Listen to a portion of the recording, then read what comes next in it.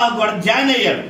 మరి మొట్టమొదట ఈ భూలోకంలో ఆ భూమి పైన భూకంపం వచ్చిందంటే ఈ కోరాతో పాటు నా గుంపుతో వాళ్ళు తిరుగుబాటు చేసిన విధానాన్ని బట్టి దేవుడు భూకంపాన్ని ఇచ్చాడు. మోషే అంటాడు కదా, నరులు ఎవరు కూడా ఇప్పటి వరకు చూడనటువంటి మరణాన్ని వీళ్ళు పొందాలి అన్నప్పుడు దేవుడు భూమిని నెరలుగా విభజిస్తాడు. అందులో వాళ్ళు మొత్తం కూడా వాళ్ళ పిల్లల కుటుంబాలు అన్నీ కూడా ఆ నెరవేర్చిన భూమిలోకి వెళ్ళిపోయి అందరూ కూడా చనిపోతారు. సో ఫస్ట్ భూకంపం అన్నమాట. అంతగా వారు దేవుని ఎదుట అలాగే మోషేని కూడా దూషించి ఆయన మీద తిరుగుబాటు చేశారు. ఒక దేవుని యొక్క సేవకుడి మీద అలాగే దేవుని యొక్క పరిశుద్ధత మీద వారు విధేయత కోల్పోయి అవిధేయులైపోయి అవిశ్వాసంతో మరి ఐగుప్తు దేశంలో నుండి నడిపించిన దేవుడు చేసిన మేలుని ఆ మంచి కార్యాలను వీటన్నిటినీ కూడా మర్చిపోయి వారు చేసినటువంటి పని ఏంటంటే తిరుగుబాటు. ఆ తిరుగుబాటు ద్వారా వారు ఊహించినటువంటి సంఘటన, ఊహించిన ప్రమాదం వచ్చింది భూకంపం. బహుశా నేను అనుకుంటూ ఉన్న కోరా కుమారులు చనిపోలేదు అని ఎజ్రా పుస్తకంలో నెహెమ్యాలో వ్రాయబడింది. నేను ఆ రెఫరెన్స్ దగ్గరికి వెళ్ళాను. అయితే వారు అలాంటి సందర్భంలో బహుశా ఈ కీర్తన రాశారేమో అని అనుకుంటూ ఉన్నా. ఎందుకంటే తన తండ్రి లాంటి వారు కాదు కోరా కుమార్. వారు దేవుని కొరకే ఆశ కలిగిన వారు. వాళ్ళు 42 ప్రారంభంలో అంటారు, నా ప్రాణము యెహోవా కొరకు తృష్ణ కొరుచున్నది. వాళ్ళు దేవుని కొరకే ఆశపడుతూ ఉన్నటువంటి వారు. అందుకనే వారి జీవితంలో ఈ ప్రమాదం సంభవిస్తూ ఉన్నప్పుడు, వాళ్ళు భయాందోళనతో ఉన్నప్పుడు వారి ప్రాణంతో చెప్పుకుంటున్నారు, ఓ ప్రాణమా నువ్వెందుకు కృంగిపోతావు, ఇదిగో భూకంపం వస్తుంది, ఇదిగో అందరూ చనిపోతున్నారు, దేవుని ఉగ్రత వచ్చి అన్ని కుటుంబాలు నాశనం అయిపోతున్నాయి, అందరూ చనిపోబోతున్నారని నువ్వెందుకు భయపడుతున్నావు, వాళ్ళతో పాటు నువ్వు కూడా ఉన్నావు అని ఎందుకు భయపడతావు? కరోనా కాలంలో కూడా చాలా మంది ఇదే భయం. అందుకే నేను అప్పుడు ఈ వచ్చిన ఎక్కువగా జ్ఞాపకం చేసుకునేవాడిని.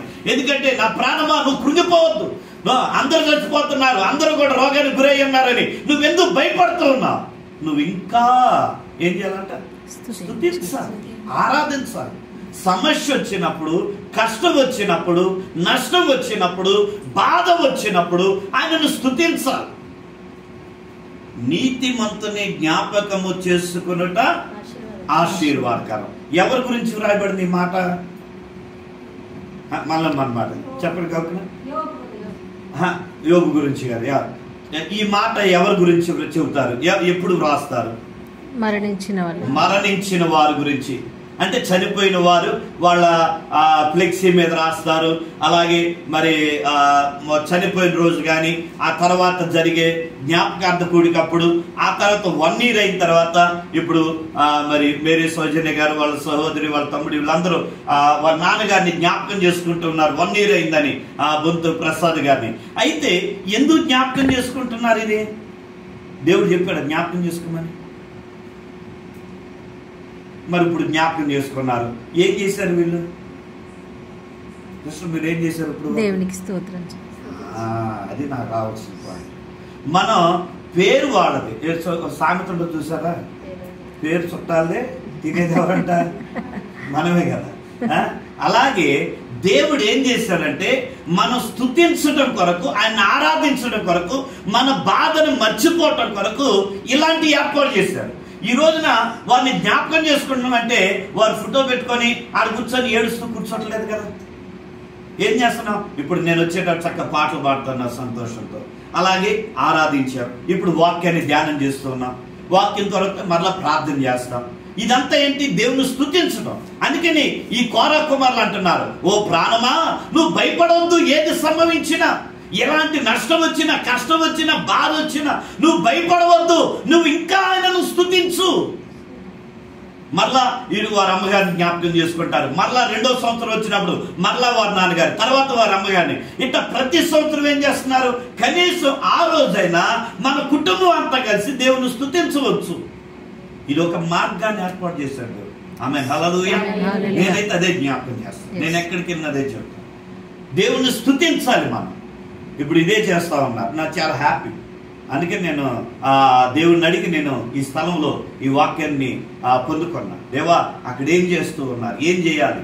ఎందుకంటే లాస్ట్ టైం చూసాను, మెమోరియల్ సర్వీస్కి వచ్చాను 2 సార్లు కూడా. ఆ టైంలో పాల్గొన్నాను. అమ్మగారిది 40 days అప్పుడు వచ్చాను. అమ్మగారు చనిపోయిన కొన్ని రోజులు చేసిన ప్రోగ్రాంకి వచ్చాను. తర్వాత మళ్ళీ నాన్నగారి దానికి వచ్చాను. అన్నింటికి వచ్చి ఎప్పుడు వచ్చినా కూడా ప్రార్థన, ఆరాధన, పాటలు, ఆరాధన, వాక్యం, క్లోజింగ్ అంతే. అదే ఏరే వాళ్ళు అయితే ఈ రోజున ప్రేయర్లు ఉండవు, ఇలా ప్రేయర్ పెట్టుకోరు. కానీ పొద్దున్నే మాత్రం సమాధి దగ్గరికి వెళ్తారు, అక్కడ చేయాల్సింది చేస్తారు, ఇంటికి వస్తారు, ఇంటి దగ్గర కూడా ఆ ఫోటో పెడతారు, దండలు వేస్తారు. కొంతమంది కొబ్బరికాయలు కొట్టేవాళ్ళు ఉన్నారు, కొంతమంది ఆ ఫ్రూట్స్ పెట్టేవాళ్ళు ఉన్నారు, కొంతమంది అగరొత్తులు వెలిగించి దండాలు పెట్టేవాళ్ళు ఉన్నారు. ఇలా రకరకాలైనవి చేస్తారు. కానీ ప్రార్థన చేయరు, స్తుతించలేదు. ఇలాగా నలుగురు కలుపుకొని ప్రభుని ఆరాధించారు. అందుకని అంటున్నాడు, ఈ కోరా కుమారులు ఏమంటున్నారంటే, మనం ఇంకా మన బాధ కలిగినప్పుడు, మనకి నష్టం కలిగినప్పుడు, మనకి ఏదైనా సమస్య సంభవించినప్పుడు మనం ఇంకా నన్ను స్తుతిద్దాం. కనుక యోబు అదే ఆశపడుతూ ఉన్నాడు. నా జీవితంలో ఏది సంభవించినా నేను నిన్ను విడువను, నేను నిన్నే స్తుతిస్తా, నీ మీదే నేను ఆధారపడతా. యోబుకున్నటువంటి కొండంత ఆశ మనకు కలిగి ఉన్నారు. రెండోదిగా ఆ యోబు ఆ యొక్క ఆశలో ఏది సంభవించిన తర్వాత ఏ భారం నా పైన పడిన. ఈ మాట నేను చదువుతున్నప్పుడు నా జీవితంలో చాలా పరిస్థితులు, చాలా సంఘటనలు, నేను లాస్ట్ టైం కూడా సాక్ష్యం చెప్పాను. అయితే ఇలా సాక్ష్యాలు చెప్పుకుంటూ వెళ్ళాలంటే ఈరోజు నాకు టైం సరిపోతుంది. కానీ బైబిల్లో నుండి ఒక సాక్ష్యాన్ని తీసుకొస్తాను. చూడండి, సంఖ్యాకాండంలో ఒక చక్కని మాట అంటాడు, మోషే అంటా ఉన్నాడు ఈ మాట. సంఖ్యాకాండ 11:14 ఈ మాట మాట్లాడుతూ ఉన్నాడు. యోబు ఏమన్నాడు, మోషే ఏమంటున్నాడు చూడండి. 11:14 ఈ సమస్త ప్రజలను ఒంటిగా మోయ నా వలన కాదు. ఒక మాట ఇక్కడ మీకు బాగా అర్థం అవటని చెప్తున్నా. ఇప్పటి వరకు మొన్నటి వరకు సౌజన్య గారిని, అలాగే వాళ్ళ చెల్లిని, వాళ్ళ తమ్ముడిని, ఇంకో తమ్ముడిని, వీళ్ళందరినీ కూడా ఒక బాధ్యతగా, కుటుంబ బాధ్యతగా, తండ్రిగా, తల్లిగా వాళ్ళ బాధ్యత కనుక వాళ్ళు చూశారు. అవును కదా. ఇప్పుడు సౌజన్య గారి మీద పడింది, ఇంటి పెద్ద నువ్వే కదమ్మా, నీ మీద పడింది. ఇప్పుడు నాకేం పట్టింది? మీరు దేవా మా నాన్న మా అమ్మని చంపేశావు, వాళ్ళు వెళ్ళిపోయారు, వీళ్ళందరిని నా మీద పెట్టావు, నా వల్ల ఏమిటి? ఒకళ్ళు అనుకుంటే ఒకసారి అనుకోవచ్చు, మనం అనుకోకూడదు.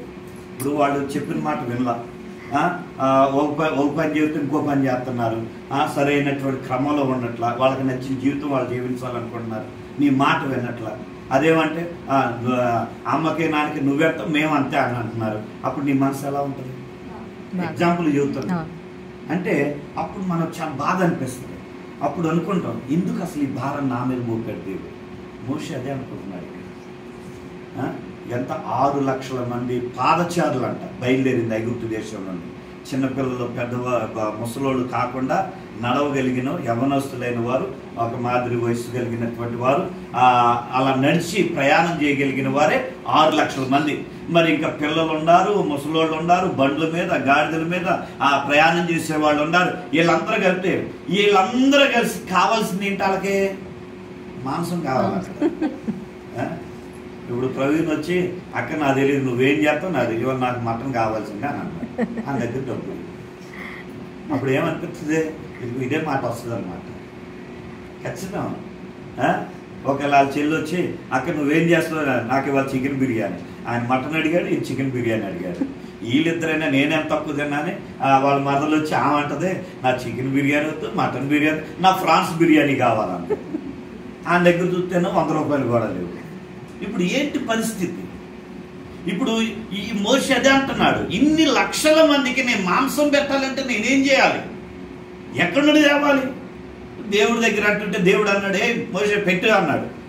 ఎన్ని రోజులు పెట్టమన్నాడు? మళ్ళీ 1 రోజా? కాదు. వారం రోజులా? కాదు. 15 రోజులా? కాదు. నెల రోజులు నువ్వు వాళ్ళకి మాంసం పెట్టాల్సిందే అన్నాడు. ఏం చేయాలా? అదే అంటున్నాడు. అందుకని అన్నాడు, నేను ఒక్కడనేనా? వీళ్ళందరూ నా సంతానమా? వీళ్ళందరూ నేను కన్నానా? వీళ్ళందరూ నా బిడ్డలా? ఇలా మాట్లాడుతూ ఉన్నాడు. ఈ బ్రతికే కన్నా నన్ను చంపేరాదన్నాడు. అప్పుడు మోషేతో దేవుడు అంటూ ఉన్నమాట చూడండి. కింద వచ్చిన ఆ వచ్చిన చదువుకొని మరి పాయింట్లోకి మిమ్మల్ని తీసుకెళ్తా. 23వ వచ్చిన అదే అధ్యాయము 23 వచ్చి, అందుకు యెహోవా మోషేతో ఇట్లా అంటున్నాడు, యెహోవా బాహుబలము తక్కువైనదా? చాలమ్మా. ఏంటి, నిన్నటి వరకు నాన్నగారు ఉన్నప్పుడు కాపాడిన దేవుడు, నాన్నగారు ఉన్నప్పుడు పోషించిన దేవుడు, నాన్నగారు ఉన్నప్పుడు బిర్యానీ అడిగితే బిర్యానీ, మటన్ అడిగితే మటన్ ఇచ్చినటువంటి దేవుడు ఈ రోజున నువ్వు అడిగితే నేను ఇవ్వలేనా? దేవునికి మహిమ కలుగును గాక. అది మీకు అర్థం అవటానికి ఇలా చెప్పుకొస్తున్నా. ఇప్పుడు మోషేతో అంటున్నాడు, ఓ మోషే, ఇదిగో మన్నాను కురిపించాను కదా, బండ నుండి నీళ్ళు ఇచ్చాను కదా, సముద్రం ఎదురైతే నేను చీల్చాను కదా, ఇన్ని అద్భుతాలు చేసినటువంటి నేను ఈ యొక్క 6 లక్షల మంది పైబడిన ఈ ప్రజలకి నేను మాంసాన్ని ఇవ్వలేను అనుకున్నావా? ఆ రోజున శక్తి ఇప్పుడు ఏమైనా తగ్గింది అనుకుంటున్నావా? ఎందుకు ఇలా అపనమ్మకంగా మాట్లాడుతున్నావు? అది మోషేతో అంటూ ఉన్నమాట. ఇక్కడ యోబు కూడా అదే రీతిగా అంటూ ఉన్నాడు, దేవా నువ్వు ఎలాంటి భారాన్ని నా పైన వేసినా, ఇదిగో ఇప్పటి వరకు శరీరం అంతా కూడా పుండులాగా అయిపోయి గోళ్ళు కూడా లేకుండా, గీరుకోవటం కూడా లేకుండా కొండ పెంకులు తెచ్చుకొని నేను గీరుకునేలా చేస్తున్నావు. ఒకవేళ ఈ ఉన్న శరీరం అంతా కూడా పోయి ఉట్టి ఎముకలతో నా శరీరాన్ని నిలబెట్టినా సరే నేను మాత్రం నిన్ను విడిచిపెట్టను. దేవుని బిడ్డలారా, నా జీవితం అదే. నా వివాహము 1999 సంవత్సరం జూన్ 18వ తారీఖున మా సొంత ఊర్లో నా వివాహం జరిగింది. ఆ వివాహానికి ముందు నేను ఎంత ఎగతాళి గురయ్యానో అది మాటలతో నేను చెప్పలేదు. ఎవరు సపోర్ట్ లేదు. ఆ టైంలో తుఫాను 99వ సంవత్సరం జూన్ మాసము, మీరు మీ రికార్డులన్నీ తిరగరాసి అడగండి. తుఫాను దగ్గర 10 రోజుల పైన తుఫాను ఉంది. అలాంటి తుఫానులో ఊర్లో దాదాపు 300 పైన గడపలు, అంటే కుటుంబాలు, సోదరీస్ కుటుంబాలు, వారితో పాటు ఏదే క్యాస్ట్, బీసీ క్యాస్ట్ ఉన్న వాళ్ళు దాదాపు ఒక 50 కుటుంబాలు. ఆ తర్వాత మిగిలిన మిశ్రిత జనాంగం. వీళ్ళందరికీ ఫస్ట్ క్రిస్టియన్ మ్యారేజ్ అంటే నాదే మా ఊళ్ళో. నేను వెళ్ళి ఇన్విటేషన్ ఇస్తా ఉంటే మా బంధువులకి ఇచ్చాను. మా అత్తయ్య గారి తరపు వాళ్ళందరూ హిందూసే, వాళ్ళకి కార్డ్స్ ఇచ్చారు. వాళ్ళు చెప్పాము, ఎవరు చూసినా కూడా ఏంట్రా నీ పెళ్ళి కూడా అలాగేనా, మీరేమనుకోవద్దు. మా ఊర్లో పెళ్ళి, క్రిస్టియన్ పెళ్ళిళ్ళు, ఆ ఫాదర్ గారు వస్తారు, మ్యారేజ్ చేసి వెళ్ళిపోతారు. మీరు మా ఊరు వచ్చి అడగండి, వాళ్ళు కూడా అదే మాట చెప్తారు. వాళ్ళు వెళ్ళిపోవటం ఆలస్యం. ఇక ఆ మైకుల్లో వచ్చే ఆ బూతులు, కేకలు, గొడవలు, ఎందుకంటే వాళ్ళకి అంతగా దేవుని భక్తి తెలియదు. ఇప్పుడు బాగుంది. ఎందుకంటే కొంచెం వాళ్ళు చదువుకున్న వాళ్ళు చాలా మంది ఉన్నారు. దగ్గర 25 ఇయర్స్, మొన్న జూన్కి 25 ఇయర్స్ కంప్లీట్ అయింది. 25 సంవత్సరాల క్రితం ఉందన్నమాట. కనుక ఆ స్థితి చూసిన వాళ్ళందరూ కూడా ఇదే మాటతో ఎగతాళి చేసేవాళ్ళు. రెండోది తుఫాను, వర్షం. ఏంటో మీ దేవుడు గొప్పోడు అన్నావుగా, మరి గొప్పోడైతే ఏంటి వర్షం? ఇదేనా మీ దేవుడు చేసేది నీకు? ఇలా మాటలతో అన్నయ్య వాళ్ళు నో సపోర్ట్. రెండో అన్నయ్య పాస్టర్ గారికి సొంత బావగారు అన్నమాట. వాళ్ళ రెండో వదిన చెల్లెల్ని నేను చేసుకోబోతూ ఉన్నా. కనుక వారు అక్కడికి వెళ్ళిపోయారు. వాళ్ళ ఇంటి దగ్గర ఉన్నారు, నా దగ్గర రావడానికి ఇష్టపడాలి. అమ్మ నాన్న వృద్ధాప్యంలో ఉన్నారు, వాళ్ళు ఏం చేయలేరు. ఇంతమందికి కావలసిన రేషన్ ప్రిపేర్ చేసుకోవాలి, తేవాలి వేరే 10 కిలోమీటర్స్ ఊరు నుండి. ఆ తర్వాత కావలసిన సరైన కట్టెలు కానీ, గ్యాస్ కానీ, మీకు తెలుసు దాదాపు 1500 మందికి ప్రిపేర్ చేయాలి భోజనం. వాటికి అవన్నీ కూడా చేసుకుంటూ, ఇన్విటేషన్స్ ఇచ్చుకుంటూ, నేను ప్రార్థన చేస్తూ 18వ తారీఖు మ్యారేజ్ అయితే 17వ తారీఖున ఉదయ కాలం నుండి ఫాస్టింగ్తో ప్రేయర్లో ఉన్నా. దేవుణ్ణి అడుగుతున్నా, దేవా నువ్వేం చేస్తావో నాకు తెలియదు. ఇది వివాహం నాదే, కానీ ఇక్కడ నాకు కాదు మహిమ రావాల్సింది, నాకు కాదు గొప్పగా వివాహం జరగాల్సింది, నీ నామం మహిమ కలగాలి. ఏం చేస్తాను నాకు తెలియదు. నేనైతే నీ మీద ఆధారపడ్డా. దేవుడు వాక్యం ఒకే మాట చెప్పింది. నేను అలా ప్రార్థన చేస్తుంటే దేవుడు ఒక తలంపునిచ్చాడు, ఒక వాక్యాన్ని నా ముందు చూపిస్తా ఉన్నాడు. నేను వెంటనే బైబిల్ తీసుకున్న వచ్చిన చదవటం ప్రారంభించాను. సామెతలు 16:3, నీ పనుల భారము యెహోవా మీద ఉంచము, అప్పుడు నీ ఉద్దేశములు సఫలం. నాకు అర్థం కాల వచ్చాను. మరలా చదివా చదివి దేవుడితో అన్నా, దేవా ఇక నేను హ్యాపీగా ఉంటా. ఆమేన్, హల్లెలూయా. ఏమన్నాడు? నా భారాన్ని ఆయన కోపం అన్నాడు. ఇక ఆయనకి అప్పగించేసాను. ఇంకా నేనేంటి, ఇక నేను దేవుని స్తుతించాను. ఆ రోజు మధ్యాహ్నం వరకు ఫాస్టింగ్ ఉన్నా. ఆ తర్వాత ప్రేయర్ ముగించుకొని నేను లంచ్ చేశాను. నా మ్యారేజ్ ఫోటోలు చూస్తే బక్కగా ముఖమంతా ఉపవాసం అన్నా చిక్కిపోయినట్లు నిద్ర లేక అలాంటి పరిస్థితులు. మీరు నమ్మండి, మా ఊరు సర్పంచ్ 70 సంవత్సరాల వయసు కలిగిన వ్యక్తి, ఆయన సాక్ష్యం కూడా చెప్పాడు, అయ్యా నేను నా లైఫ్లో ఎన్నో పెళ్లిళ్ళు చూశాను, నీ పెళ్లి లాంటి పెళ్లి నేను చూడలేదయ్యా. పెళ్లి నిండి మొదలైంది తెలుసా? నేను కార్లో వేసింది 10 గంటలకి. 10 గంటల పెళ్లి స్టార్ట్ అయితే నేను పాస్టర్ గారికి చెప్పా, మినిమం 11:30 కల్లా మ్యారేజ్ క్లోజ్ చేయాలని. బతివులాడగా టెంట్ అయినా 100 కుర్చీలు ఇచ్చారు. ఆ కుర్చీ అయితే సగం ఊరిపోతుంది బురదలు. అలాంటి పరిస్థితి ఇవ్వనన్నాడు. వంట సామాన్ వరకే ఇచ్చాడు. ఒక రైస్ మిల్లులో ఆయన మా ఫ్రెండ్ వాళ్ళ డాడీతో మాట్లాడిపించి ఆ రైస్ మిల్ ఆ రోజు బంద్ చేయించి అందులో వంట చేయించాం. మొత్తం మా పెద్ద ఒక్కతే కొంచెం దేవుని గురించి ఆ ఉప్పల్లో చర్చి దగ్గర రూమ్ ఉండేది. అందువల్ల ఆ చర్చి వల్ల పాస్టర్ గారు ఫ్యామిలీ ఫ్రెండ్స్ లాగా ఉండటం ద్వారా కొంచెం అక్కకి దేవుడి భయం అనేది ఉండేది. ఆ భక్తి ఆ దగ్గర కూర్చొని వంట చేయించడం ప్రారంభించింది. Physical handicapped. సో ఆ అక్క చేయించింది. మిగిలిన వాళ్ళు ఎవరో కూడా కాటు వెళ్ళలేదు. ఆ పని చూసుకుంటే నేను మ్యారేజ్ దగ్గర ఉన్నాను. 10 గంటలకు మ్యారేజ్ అంటే 10 గంటలకు స్టార్ట్ అయింది. హైదరాబాద్ నుంచి 2 వ్యాన్లు 50 మంది ఫైర్ టీంతో సహా వచ్చారు. నేను అప్పుడు ఇక్కడ యూత్ లీడర్గా ఉండేవాడిని ఉప్పల్ చర్చిలో. వాళ్ళందరూ కూడా వచ్చారు. 10 గంటలు మొదలైన తర్వాత మా కాలేజీ వైస్ ప్రిన్సిపాల్ గారు పద్మారావు గారు అని ఆయన వాక్యం చెప్పడానికి వచ్చారు. ఆయనతో చెప్పారు, ఆయన మొదలు పెట్టాడంటే ఆపరు. పాస్టర్ గారు మినిమం 15 to 20 minutes వాకింగ్ చెప్పమన్నారు. సరేనా అన్నారు. పాస్టర్ గారు కూడా 11:30 క్లోజ్ చేస్తా అన్నారు. అలా మొదలైనటువంటి పెళ్లి 9:30 కల్లా వర్షం ఆగింది. ట్యూబ్ లైట్ వెలుగు ఎలా ఉంటుందో అలాగుంది వెలుగు. మొదలైన మ్యారేజ్ 1 గంటకు క్లోజ్ చేశారు. 11:30 గంట సేపు కొరింథీ పత్రిక, మొదటి కొరింథీ పత్రిక 13వ అధ్యాయంలో ప్రేమను గురించి, భార్య భర్తలు ఉండవలసిన స్థితి 10 లక్షణాల గురించి ఆయన మాట్లాడుతూ 1 hour మెసేజ్ ఇచ్చారు. 11:30 అయితే భోజనాలకు వెళ్ళిపోతారు. నిలబడినటువంటి మనుష్యులు ఆ వాక్యం విన్నారు. ఆ మ్యారేజ్ చూసి 1 గంట తర్వాత భోజనాలకు వెళ్ళారు. దేవుడికి ఆ సర్పంచ్ అన్న మాట అది, అయ్యా నేను ఇన్ని పెళ్ళిళ్ళు చూసా, అసలు భార్య భర్తలు అంటే ఏమిటి అనేది ఈ వివాహం ద్వారా నేను నేర్చుకున్నాను. అందుకని దేవుడు అంటున్నాడు, మన భారాన్ని ఆయన మీద పెడతాం.